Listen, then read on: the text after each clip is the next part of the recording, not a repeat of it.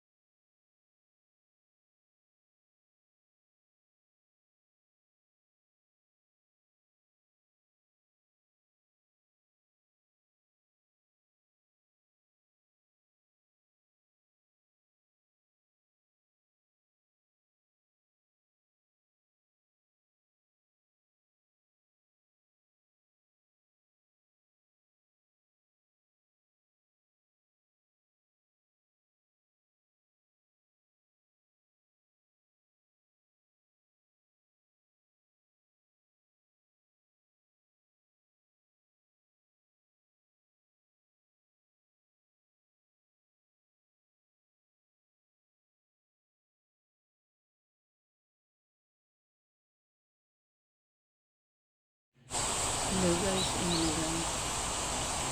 Nandito na kami sa Bulalo House Tagaytay. Ayan, nakarating na kami sa wakas guys. Sa haba-haba ng aming paglalakbay. Ayan, narating din namin. Hinayo lang namin ang Bulalo House guys. Para masubukan namin kung ito talaga. Ayan guys. Ayan. Bulalo House Tagaytay. Welcome to you. Ayan guys, napakaganda ng view dito guys.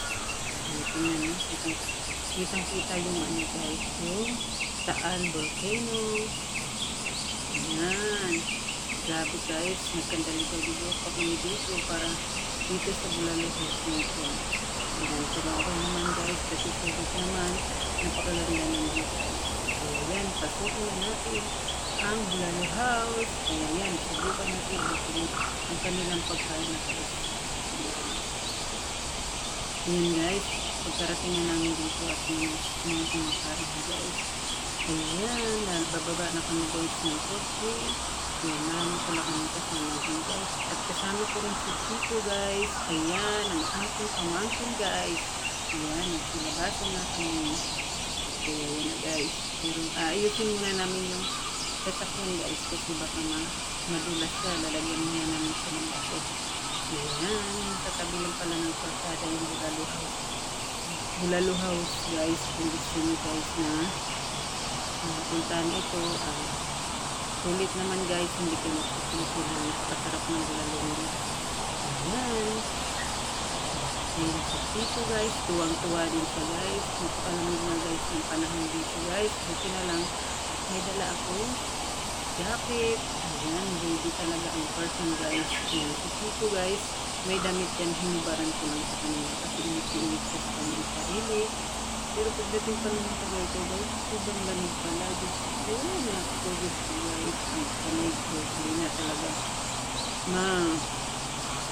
hindi na guys mabuka guys. Sobrang lamig. Ayan, para po guys na napakita. Ayan guys, pumasok na kami guys at mag-picture kami guys. Kaya napakaganda na ng tanawin. Ayan, sinigyan na kami guys ng ate.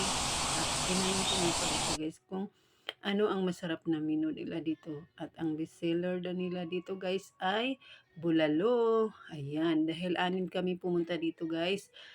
Naghanap ako guys na kasya sa amin yung bulalo. Ayan, nakita nga namin guys yung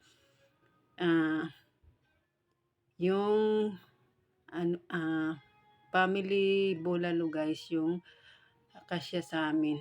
Ayan. Ayan guys, napakaganda ng taunawin. Mayroon din silang tanim na gulay sa ilalim guys. Hindi ko lang alam kung ano yung tanim nila guys. Ayan guys, tinanong ko na nga si ate guys kung magkano yung pinakamalaking bulalo nila guys. Ayan, 700 nga guys. Ang kasya daw sa amin. Ayan, pero okay lang guys, kahit mahal siya, sulit naman. Napakasarap ng kanilang bulalo. Ayan, at unlimited sabaw pa talaga siya guys. Ayan guys. At napakasarap din ng kanilang kanin guys dahil malagkit-lagkit ang kanilang kanin. Ang sarap guys. Sulit talaga ang pagpunta namin. Kaya hindi kayo talaga magsisisi guys. Kaya yan. Ayan, mag-order na tayo para makakain na tayo dahil gutom na ang mga person guys. Sobrang gutom na guys. Ang dami na nilang gutom. Ayan. Ayan. Ang dami ng sahog ng kanilang bulalo guys. Napakarami ng gulay. Compare sa ibang bulaluhan guys. Sa kanila ang daming gulay. Sulit ang kanilang bulalo. Kaya guys, gusto nyong puntahan ang Bulalo House guys. Makikita nyo lang kaagad guys kasi nasa katabing kalsada lang sila. Ayan guys, umakyat na nga si Chico sa lamesa guys dahil pagod na rin siya guys. Ayan. Kumain na rin pala si Chico dyan ng bulalo guys. Ang binigay ko lang sa kanya ay yung hindi taba guys, yung laman lang. Ayan. At ang bulalo nila guys in fairness, napakalambot guys. At wala kang makakagat na matigas. Ang lambot talaga ng bulalo nila guys. Ayan. Ito na nga guys ang bulalo nila. Napakarami talaga guys. Ang sarap-sarap. Ayan guys, yan napakalaki talaga ng bone marrow ng kanilang bulalo guys. Sulit talaga. Yan, talagang sinimot ng mister ko yan guys, yung bone marrow. At ang galing niya talaga guys kumain ng bone marrow. Ako guys, hindi ayaw ko guys kasi nahirapan